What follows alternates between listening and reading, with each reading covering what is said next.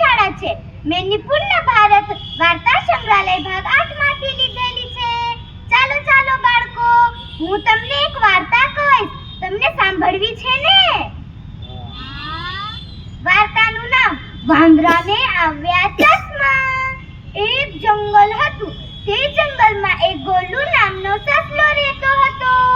કુકડેકુ કુકડેકુ, બોલો હું કોણ?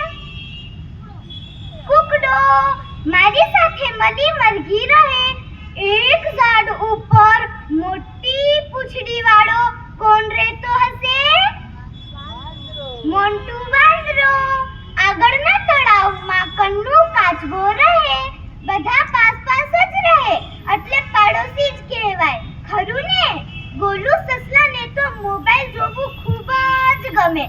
એક દિવસ તેનો ભાઈબંધ મોન્ટુ વાંદરો આવ્યો અને કહે, અલ્યા ગોલુ, ચાલને આપણે મોબાઈલ લેવા જઈએ.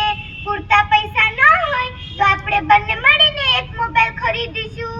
જ્યારે આપણો પોતાનો મોબાઈલ હોય ત્યારે જે જોવું હોય તે જોવાય, જેમ કે ગીતો સાંભળવું, ડાન્સ કરવું, વિડિયોઝ જોવા અને વિડિયો ગેમ્સ રમવા. પછી બંને મિત્ર બે વચ્ચે એક મોબાઈલ ખરીદી લે છે. આટલા સમય થઈ ગયા, બંનેને તો ખબર જ નહોતી.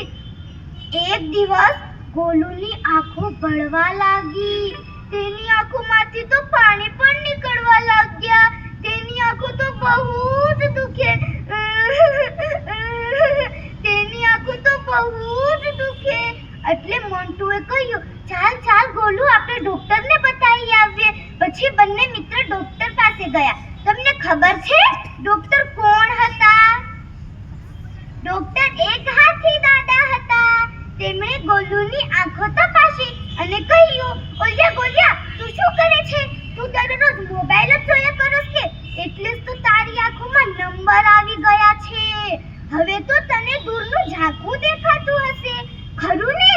ગોલુ કહે, હા દાદા, મને દૂરનું ઝાંખું દેખાય છે અને આંખો પણ બહુ બળે છે.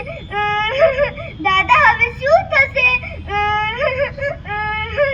દાદા કહે, હવે શું થશે? તને તો મોટા મોટા કાચવાળા ચશ્મા પહેરવા પડશે. પછી હાથી દાદા તેને મોટા મોટા કાચના ચશ્મા પહેરાવી દીધા અને કહ્યું, હવેથી મોબાઈલ જોવાનું ઓછું કરી નાખજે, નહીં તો તને તો દેખાતું પણ બંધ થઈ જશે. પછી બંને મિત્ર જંગલમાં ગયા. ત્યાં તો તેને બધા પ્રાણીઓ જોઈ રહ્યા. જોને ગોલુ શું પહેર્યું છે, જોને ગોલુ શું પહેર્યું છે. બધા એકબીજા સાથે કહેવા લાગ્યા. પછી એક પ્રાણીએ કહ્યું, અર, ગોલુએ તો મોટા મોટા કાચના ચશ્મા પહેર્યા છે. જરૂર તેને મોબાઈલ જોવાથી જ ચશ્મા આવ્યા હશે. પછી ગોલુએ સોના વડીલોને કહી દીધું અને વડીલોને તેના નાના નાના બચ્ચાઓને કહી દીધું કે હવેથી મોબાઈલ જોવાનું ઓછું. આપણે મોબાઈલ જોઈએ તો આપણી આંખોમાં નંબર પણ આવી શકે છે, ક્યારેક તો દેખાતું પણ બંધ થઈ જશે.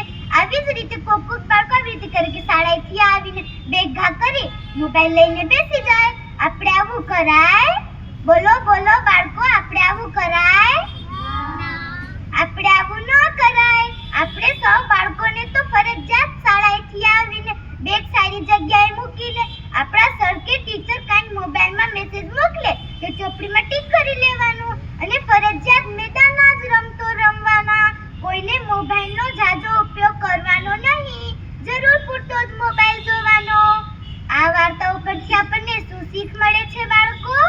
આ વાર્તાઓ પરથી આપણને એ શીખ મળે છે કે મોબાઈલ તૂટે ઈ તો આપણે નવો લઈ શકીએ, પણ આપણી આંખો જાય તો નવી લઈ શકીએ નહીં. અને સાથે સાથે આપણને ગોલુના જેવા ચશ્મા ન પહેરવા હોય તો આપણને લીલા શાકભાજીઓ ખાવા પડે, જેમ કે મેથી, ગાજર, રીંગણ અને આમળો.